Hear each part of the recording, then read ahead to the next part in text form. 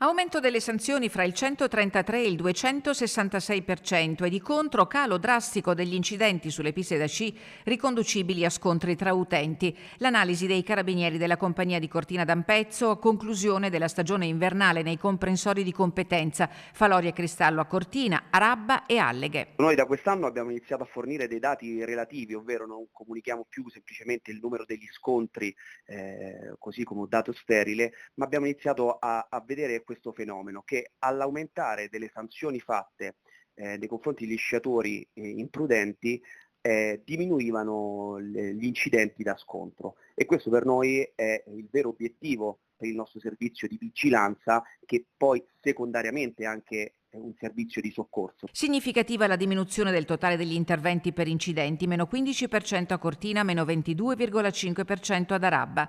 Il dato più rilevante riguarda la natura degli infortuni sugli sci, causati in maggioranza da incidenti autonomi o da malori. È importante che lo sciatore prenda consapevolezza che lo sci sì è uno sport pericoloso, ma i pericoli derivanti dallo sci possono essere assolutamente limitati adottando una condotta sicuramente di prudenza, ma anche di attenzione. I dati della stagione invernale 2025-2026 evidenziano che se da un lato la prevenzione mette in sicurezza l'utente dalla condotta altrui, oggi lo sciatore deve però farsi carico della propria autoprotezione. Più dell'85% degli incidenti sono incidenti autonomi, quindi lo sciatore, nonostante abbia una percezione che il rischio dello sci derivi dalle altre persone, in realtà dovrebbe preoccuparsi della sua condizione sciistica.